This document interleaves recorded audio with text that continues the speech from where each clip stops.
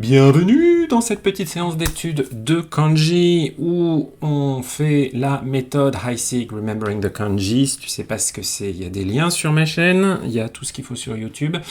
Si tu es en rediffusion, bienvenue à toi. Si tu es en live, bienvenue à toi. Si tu veux soutenir la chaîne, vraiment bienvenue à toi. Et 1000 bisous, merci à tous ceux qui l'ont déjà fait via les dons de soutien ou via les abonnements.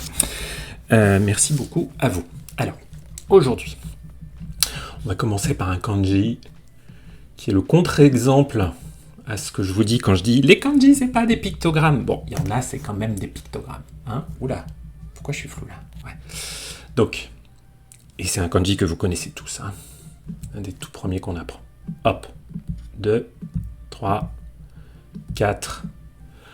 C'est beau comme tout. Non, c'est pas beau, hein, comment j'ai dessiné. C'est l'arbre. Aeblin, bravo, 500 kanji, tu fais une pause, tu as bien raison. Tu as bien raison. Si à un moment tu commences à te dire que le volume est trop élevé, faut bien sûr jamais arrêter de réviser, mais tu peux arrêter d'apprendre des nouveaux trucs pendant genre une semaine, 2 semaines. Et puis après tu t'y remets doucement. Et puis parfois, oui, il y a des kanji sur lesquels on se crée des moyens néotechniques pourris. Bon, l'arbre, franchement, je ne sais pas quoi vous dire, parce qu'il est tellement simple, il est tellement visuel, il est tellement basique, et on l'apprend tellement vite, que j'ai limite pas envie de vous trouver un moyen néotechnique pour le retenir. Je vais quand même vous parler un peu des prononciations, même si, comme je vous ai déjà dit, ça ne sert à rien d'apprendre par cœur les prononciations en même temps qu'on apprend les kanji. Apprenez-les avec le vocabulaire. Par exemple, la première prononciation que vous allez apprendre pour ce kanji, ça doit être ki, hein, qui veut dire un arbre, ki. Mais on a aussi une autre prononciation kun qui est ko, que vous n'avez pas besoin de retenir tout de suite du tout. Le moku, on l'apprend assez vite aussi, avec mokuyobi, le jeudi, si je dis le jeudi. Mais on a aussi ce boku qu'on peut voir. Est-ce qu'ils vont nous donner doboku, c'est un mot un peu relou qui veut dire les travaux publics. Mais voilà, hein. Si déjà au début vous apprenez l'arbre qui, puis après mokuyobi, vous connaissez déjà 2 prononciations, bravo. Donc faites ça avec le vocabulaire, hein. Kokage, itokatsu, kokage, komorebi, komorebi. Komorebi, on l'avait vu l'autre jour dans un live pub, si je dis pas... C'était un live pub, c'était à quelle occasion? Ah non, c'était pas dans un live, c'était moi en lisant... Si, je sais plus, ou c'était quand j'avais lu... Non, c'était quand j'avais lu un bouquin. Komorebi, ça veut dire la lumière qui filtre entre les feuilles. Donc c'est un mot super spécifique, mais c'est un mot super beau et super poétique. Et j'étais tombé dessus en lisant Kitchen de Yoshimoto Banana, je vais y arriver. Un livre pas très long et bien sympathique. Donc, des moyens mnémotechniques pour qui, franchement, je sais pas vraiment si je vais vous en trouver. Franchement, celui-là, il s'apprend un peu comme un canard. Voilà, j'aime bien Lio Sama qui dit, si vous avez besoin de vous créer un moyen mnémotechnique pour un arbre, eh bien, il faut qu'il y en ait un qui vous tombe dessus. Les jeux de pictogrammes d'un arbre. Franchement, il n'y a pas besoin d'aller plus loin. Et donc, ce qui est cool, c'est que celui-là, il est utilisé dans certains kanji aussi de base qu'on apprend tout de suite après.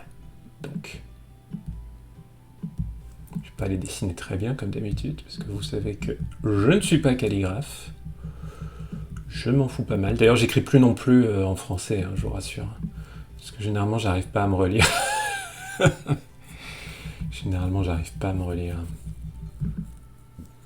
Et oui, konoha, hein. Konoha. Donc, hayashi, le bois. Quand vous avez 2 arbres côte à côte, ça vous donne le bois. Pas le bois, le matériau. Hein. Ça, c'est qui qu'on vient de voir. Ça, c'est vraiment un petit bois, un petit bosquet, un petit endroit. Vous avez quelques arbres, mais pas trop. Pas une gigantesque étendue. On ne va pas utiliser ce kanji pour parler de la forêt amazonienne. Il est catégorisé comme N2. C'est vraiment 2. c'est stupide, hein, parce qu'en vrai, c'est vraiment un kanji à apprendre dès qu'on apprend ki. Lin, sa prononciation on. Hayashi. Hayashi, je crois que ça veut aussi dire l'accompagnement au kabuki ou peut-être au no, enfin bon bref, l'accompagnement musical, les musiciens qui accompagnent le théâtre, quelque chose comme ça. Un truc un peu compliqué. Ça s'écrit pas avec ce kanji dans ce cas-là. Donc voilà, pareil, celui-là, franchement, est-ce qu'on a besoin d'un moyen mnémotechnique? Enfin, 2 petits arbres qui font un bosquet. Voilà. Le mot anglais grove, vous le connaissez peut-être pas. Hein. Certes, Hitokatsu, c'est pas super utile, mais d'un autre côté, quand tu penses au nombre de japonais qui s'appellent Kobayashi, ou juste Hayashi, tu te dis que quand même, hein. Voilà, on y est, on a la même idée. Hein. Franchement, au niveau des noms propres, c'est tellement fréquent. Voilà. Et celui d'après, vous savez déjà lequel je vais vous montrer. C'est ça la beauté de la méthode IC, c'est qu'on apprend les kanji dans un ordre logique pour leur apprentissage, pour maximiser leur mémorisation indépendamment de leur popularité. Donc on avait 2 arbres, et là on va en avoir 3. Ce qui est surtout génial, c'est que maintenant qu'on a appris ce composant arbre, alors là je vous raconte pas le nombre de nouveaux kanji qu'on va pouvoir découvrir. Mori, également beaucoup utilisé dans les noms propres, la forêt. Hein, vous voyez que on a le petit bosquet, et là on a la forêt. The Woods, comme la comédie musicale Into the Woods, que j'aime beaucoup. Mori, Shin. On peut dire d'ailleurs Shinnin. Voilà, Shinnin, les forêts, les bois et forêts. Mori. Voilà. Il est sympa, lui, il a que 2 petites prononciations. Ils nous le mettent aussi en N2. En vrai, apprenez-le bien avant, les amis. C'est tellement facile. 2 arbres, ça fait un bosquet, et 3 arbres, ça fait une forêt. Il n'y a vraiment pas grand chose à dire de plus. Ok.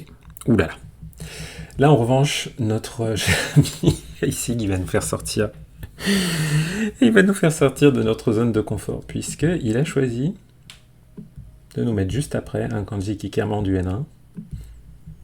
Un kanji dont j'oublie tout le temps la prononciation, puisque la botanique et moi, ça fait beaucoup. Mais il faut savoir qu'effectivement, au Japon, et en... Oh là là, c'est laid. C'est très laid ce que j'ai fait. Est-ce qu'on va quand même essayer de le voir un peu mieux là?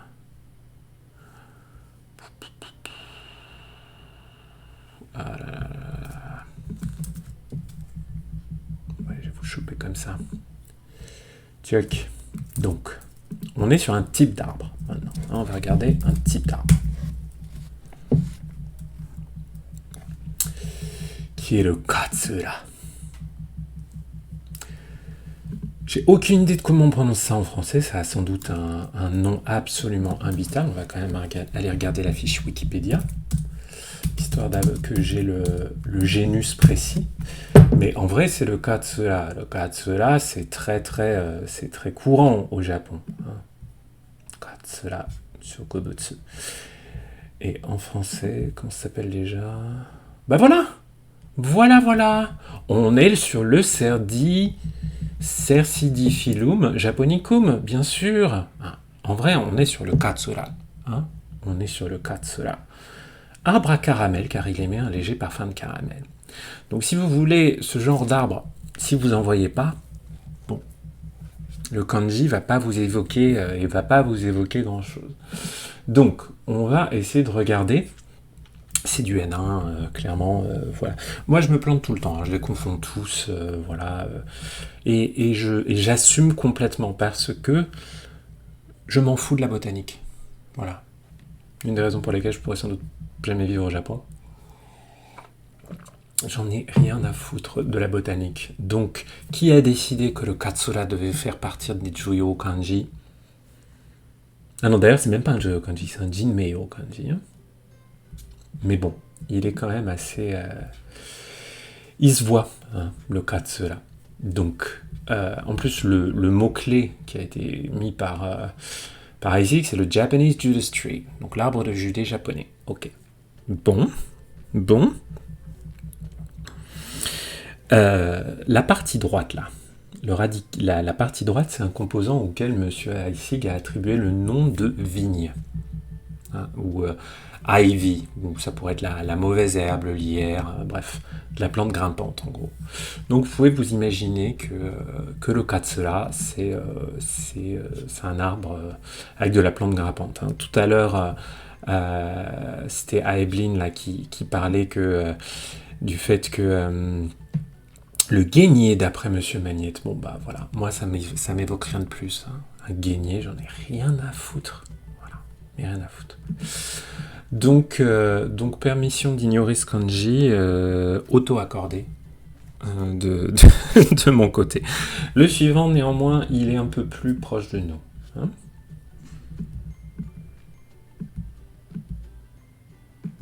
Ah, j'ai fait un arbre qui penche.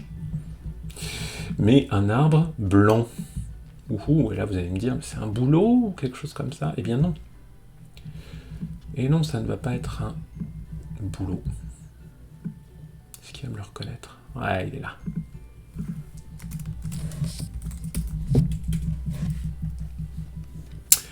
On est sur un cyprès ou oak, un chêne. Le kashiwa, comme dans Kashiwade. Kashiwade, même si ça n'utilise pas forcément ce...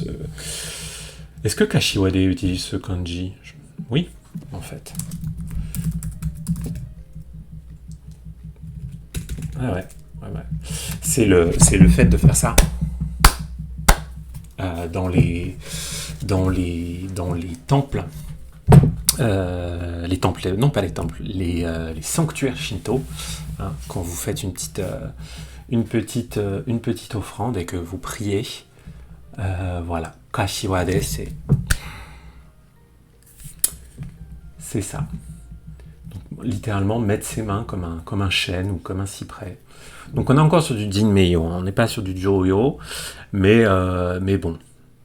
Moi je vous avoue, j'oublie assez souvent. J'oublie pas la signification de ce kanji. Je me suis fait une histoire comme quoi le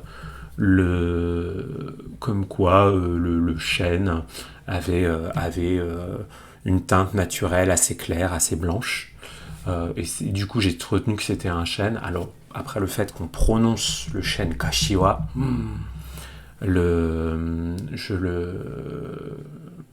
d'ailleurs, est-ce que c'est vraiment un chêne? Est-ce que c'est vraiment un cyprès? Parce que les variétés d'arbres ne sont pas forcément les mêmes entre le Japon et la France. Donc même quand on va utiliser un mot-clé, c'est pas exactement pareil.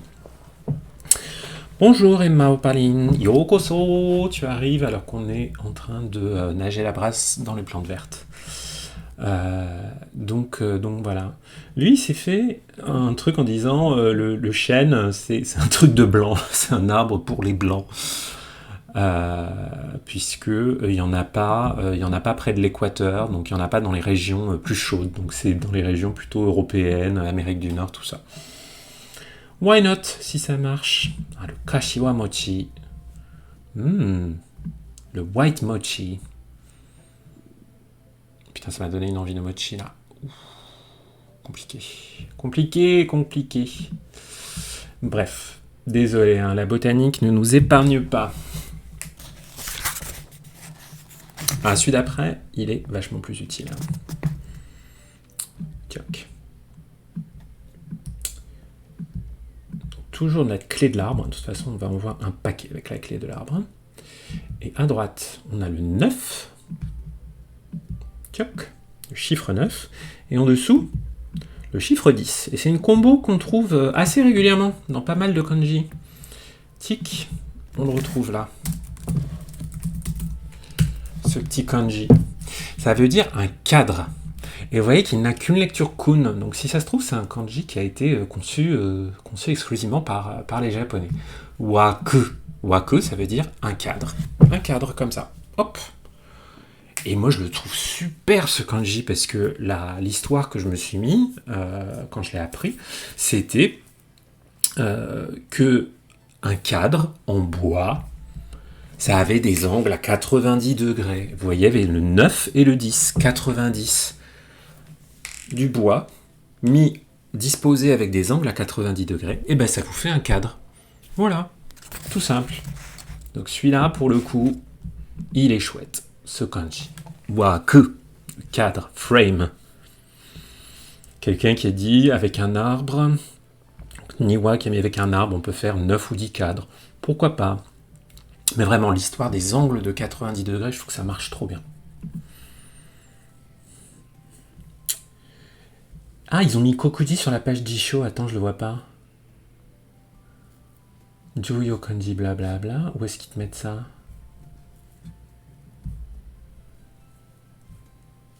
Les Kokuji, hein. Koku, le pays, Ji, le caractère. Donc c'est... je vois Juyo Kanji, JLPTN1, blablabla.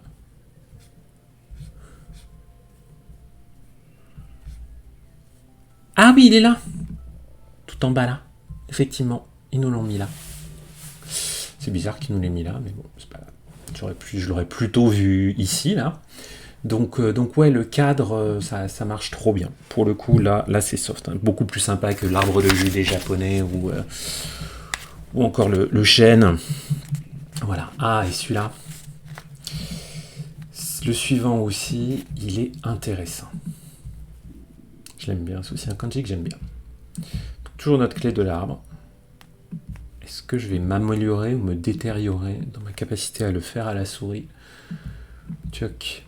Et à droite, on a la bougie ou la ressemblance.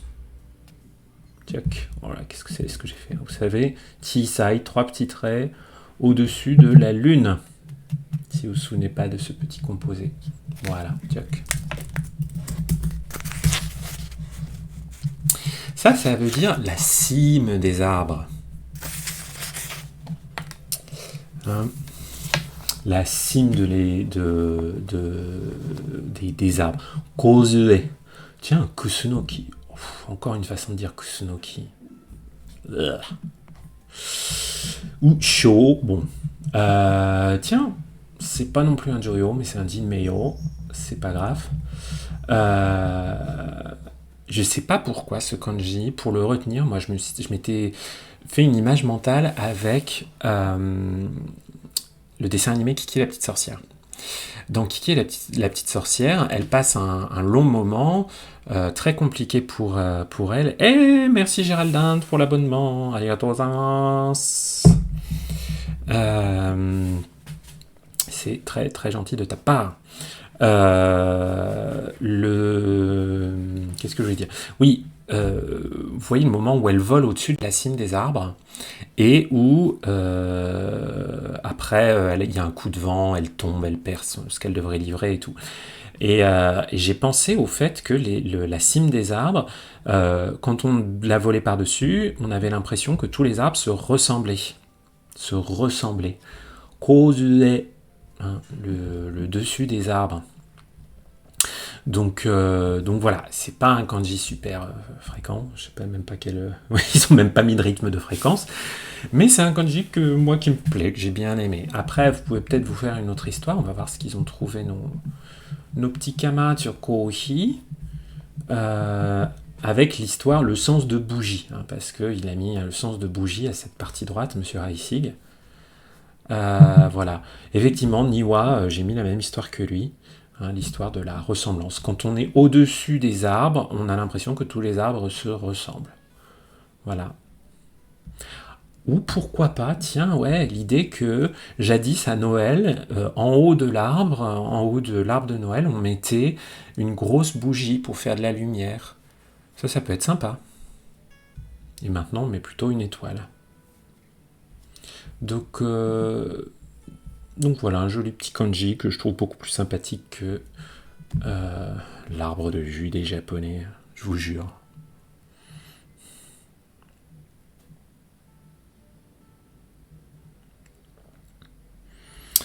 Oui, ben on va le voir, Yanni Makai, celui-là. Et quand je vous dirai l'histoire mnémotechnique que je me suis mis pour ce truc, c'est lamentable. Donc, mais avant, on en a d'autres, et on en a un qui est vachement plus utile. Ok? Donc toujours notre arbre, qui ne s'améliore pas au fur et à mesure que je le dessine. Et à droite, on va avoir 2 fois la lune.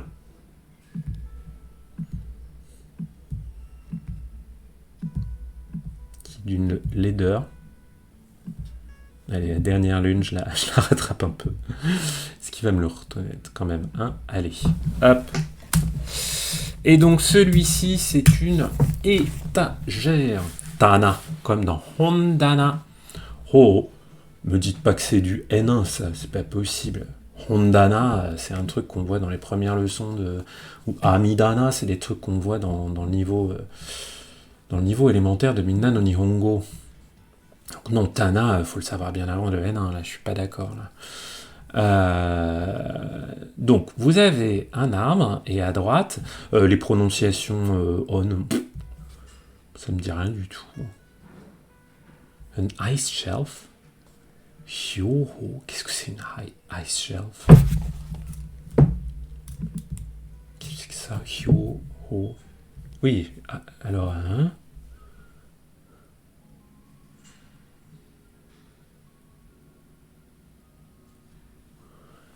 D'accord. Ah! Donc en gros, c'est une plaque de glace. De ce que j'en comprends. Typiquement la plaque de glace que vous allez avoir au-dessus d'un étang gelé. Bon, ok. Pas indispensable. Hein. Et Rikudana, qu'est-ce que c'est que ce truc? Tairikudana, Rikuho. C'est quoi, une plaque continentale?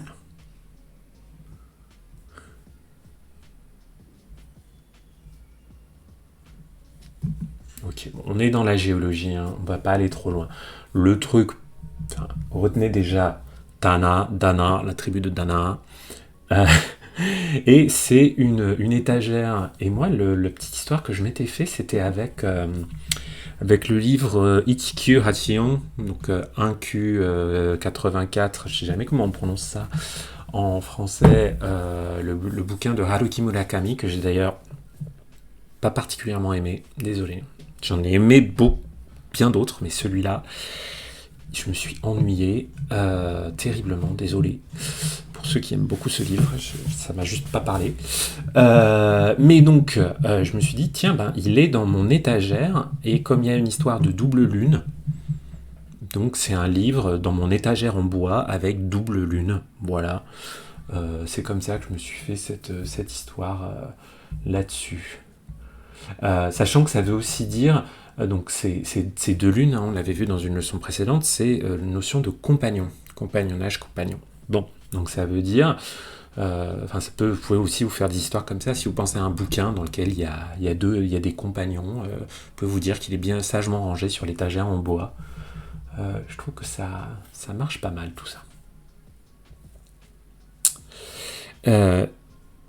Le suivant, ouh là là, ouais, aussi, que j'avais bien zappé. Vraiment, la botanique, ça reste pas avec moi. Je suis un city boy jusqu'au bout. Enfin, je suis là, c'est un bel arbre.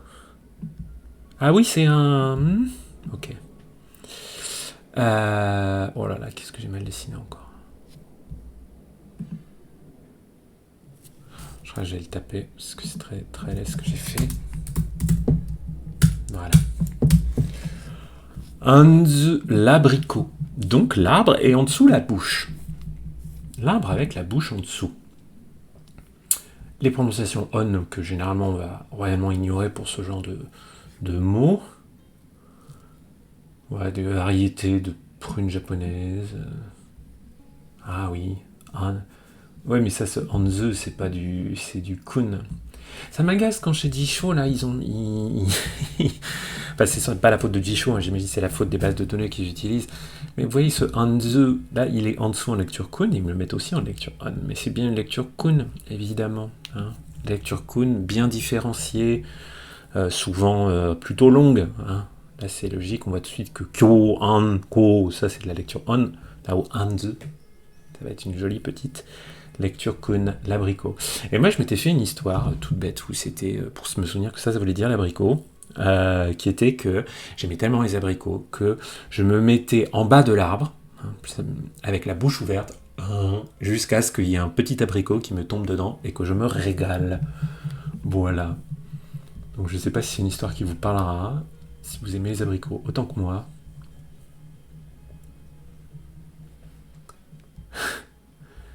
Donc voilà. Bon, sachant que c'est pas une histoire en fait que j'avais inventée, j'ai juste retenu l'histoire de Monsieur Heissig. Mais ça m'a parlé. Ça m'a parlé. En tout cas, si vous aimez les abricots, voilà. De l'arbre jusque dans la bouche, c'est la meilleure façon de manger un abricot. En plus, si vous vous mettez sous l'arbre et que ça vous tombe, bah, ça veut dire que l'abricot, vous n'avez pas besoin de le nettoyer et tout. Hein. Donc si vous pouvez supporter la texture un peu râpeuse de la peau de l'abricot, voilà. Et donc là, on va encore arriver à un arbre qui m'intéresse, mais tellement pas. Tellement pas. Mais tellement pas. Mais qui est quand même listé dans cette méthode, donc on va le regarder. Check. C'est l'arbre. Et à droite, on a dit. Même, identique. Donc faut pas confondre avec le kanji qu'on a vu tout à l'heure sur Kozue, les cimes des arbres, le haut de l'arbre. Voilà. Tchuk.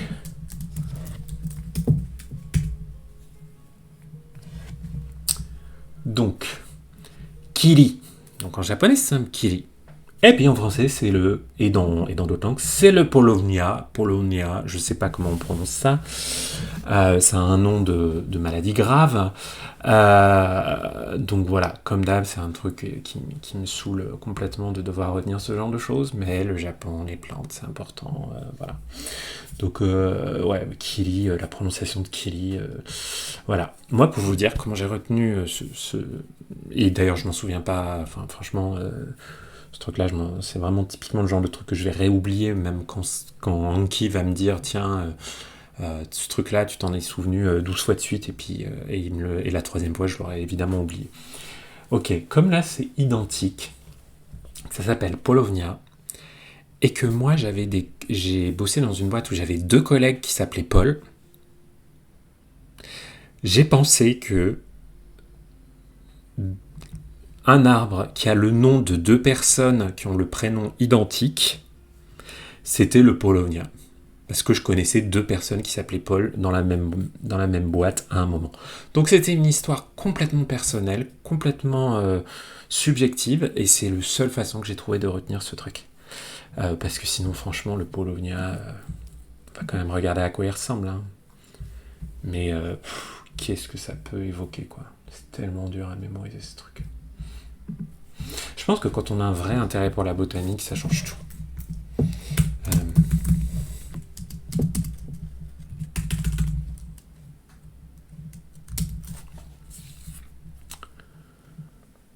Alors... Ah mais non, c'est une petite plante en plus, c'est même pas un gros arbre. Hein.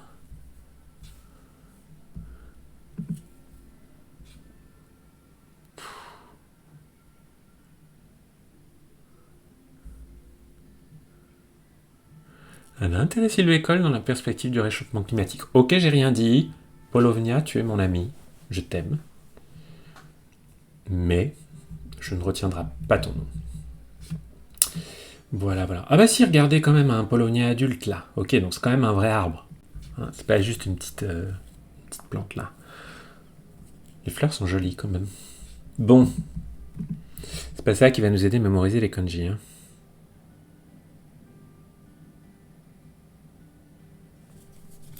Merci pour l'abonnement Prime à Evelyne.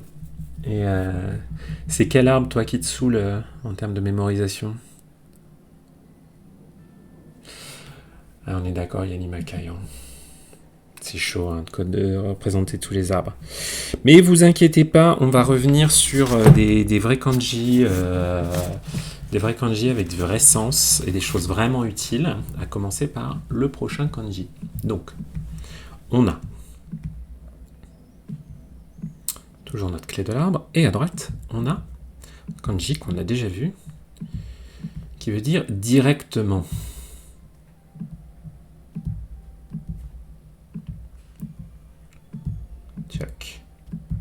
Aucune idée si je le... Je l'ai pas trop mal tracé. Donc, et ça veut dire planter. C'est le verbe ueru, ou aru en version intransitive. Shoku dans shokubutsu, les plantes. Donc ce kanji-là, pour le coup, niveau N2, ouais. Bon kanji niveau N2. Ueru, planter. Shokubutsu, les plantes. Uakibachi, une plante en pot. Ce genre de choses. Oui, mais Itokatsu, tu vois, les kanji des poissons, ils sont même pas dans Remembering the Kanji, tu vois. Alors que les kanji des arbres, on les trouve. Et puis les kanji des poissons, les Japonais les connaissent pas non plus. Alors que les Japonais, ils connaissent les kanji de Katsura. Ils se souviennent pas forcément comment l'écrire, tu vois, mais ils ont zéro doute sur leur lecture, tu vois. Alors que des kanji de poissons, j'ai quand même l'impression que quand tu vas balancer les kanji de poissons à des Japonais, ils vont être là. Nani kore. Donc ouais, il y a quand même vraiment ce rapport à la botanique qui me dépasse. Je devrais... qui est révélateur de mon manque de connexion à la nature. Bref, donc, planter. Des plantes plantées. Pensez vraiment au geste de planter, au verbe, au fait de planter. Parce que, voilà, le verbe ELE, c'est vraiment un truc qu'on voit souvent. Cette partie droite qui veut dire directement. Et comme je vous en ai un petit peu parlé, ce qui est sympa aussi, c'est que beaucoup de kanji qui partagent une grosse similitude graphique sur la partie droite partagent également la prononciation. Et donc ce shoku qu'on trouve à droite, choku ou jiki parfois, là on est sur shokubutsu. Donc voilà, ça peut vous aider aussi. Plus vous connaissez des kanji qui se ressemblent, plus vous pouvez aussi faire parfois des petites correspondances, pas trop, entre leur prononciation on. Donc, planter directement, donc on a des histoires simples, comme par exemple, les plantes ne deviennent pas directement des arbres une fois qu'on les a plantés. Pourquoi pas? Je sais plus quel truc mnémotechnique je m'étais fait. Je sais pas, genre un truc genre je reviens de la boutique avec des graines, je les plante directement pour faire un arbre, je sais plus ce que je m'étais mis. Mais bon, je l'aime bien ce kanji. Déjà parce que c'est un kanji utile qu'on voit, pas comme le Polovnia. Désolé. Les plantes m'énervent. Peut-être que je devrais prendre du coup des plantes calmantes. Vous voyez ce que je veux dire? Planter du riz. Est-ce qu'on va utiliser celui-là? Parce que le riz, il y a tellement de choses. Mais j'imagine qu'on pourrait dire que dans la taden, dans la rizière, on a planté la plante de riz. La plante de riz, c'est d'autres kanji. On ne va pas dire kome. Donc on verra ça. Je sais plus comment ça va avoir un truc genre ina, un truc comme ça. Quelque chose comme ça, genre. Ine, pardon. Ine, o, uel, peut-être quelque chose comme ça.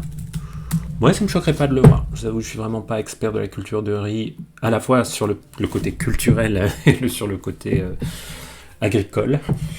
Mais j'imagine qu'on peut l'utiliser. Vous allez le voir à chaque fois qu'on va parler de botanique, trucs comme ça. Puis le suivant, je l'aime beaucoup aussi. Tiac, toujours notre clé de l'arbre. Qui change à chaque fois. Ah le putain, là c'est vraiment très ce que j'ai fait. C'est pas grave. Et à droite, on a quelque chose de bizarre, étrange. On l'avait vu ce truc. Hop. De m'être planté sur l'ordre des traits sur ce kanji, ça fait que maintenant je commence à le faire correctement. Ou c'est moche. Que c'est laid ce que j'ai fait. Il le reconnaît même pas. Peut-être qu'il le reconnaît. J'ai la flemme de chercher. Tchoc. La chaise.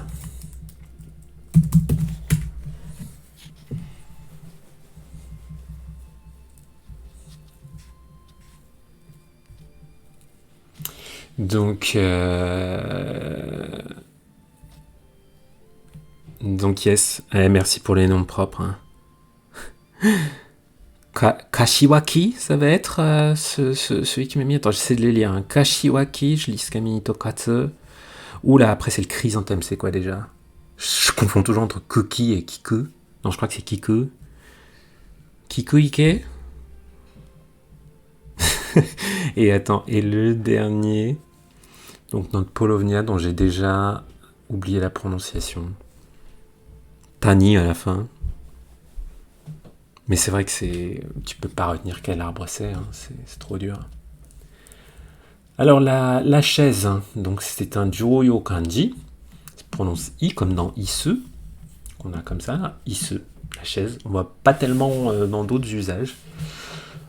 Et moi j'avais une chance pour retenir ce kanji, c'est que quand je me suis marié, en cadeau de mariage, j'ai reçu une chaise faite à partir de branches d'arbres, mais vraiment des branches coupées et assemblées de façon très brute, et qui avait un look un peu bizarre.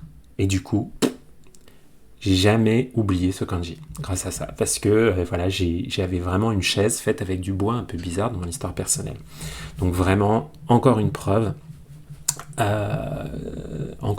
comme quoi les histoires personnelles pour les kanji vont vous aider beaucoup. Je regarde juste un petit peu où on en est, 207, et là on est à 218. Ouais, on va encore s'en faire un ou deux, pardon.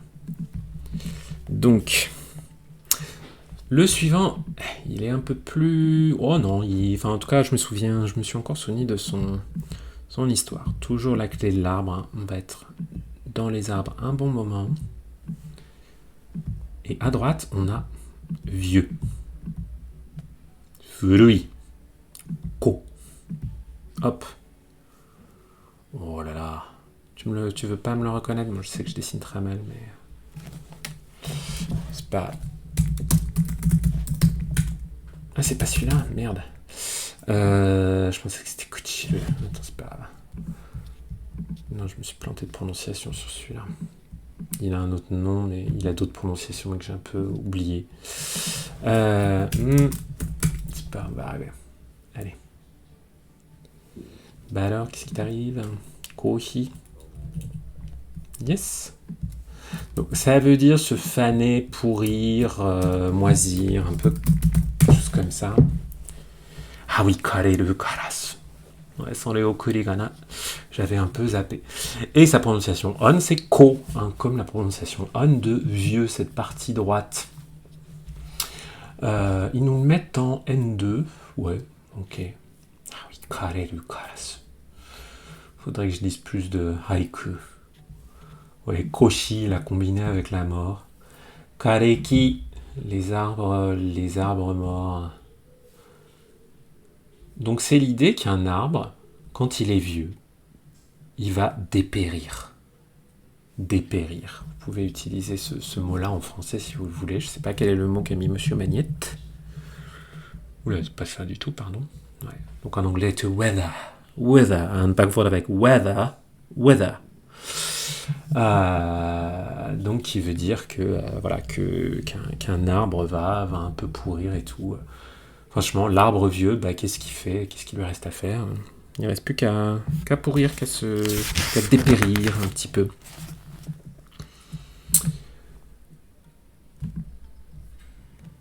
Le suivant, le 220.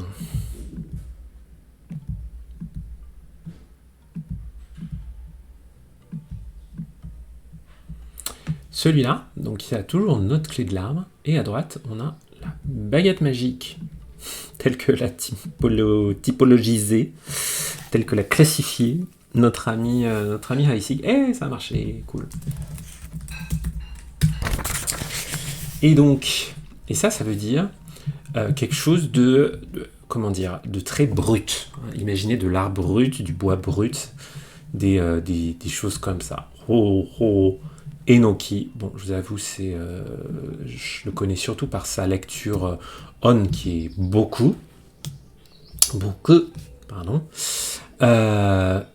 Beaucoup choku, vous voyez avec choku, directement. Noki, ça je connais pas trop.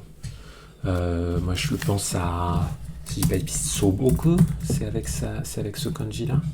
Ouais, Soboku, quelque chose qui veut dire chose de très simple, de brut.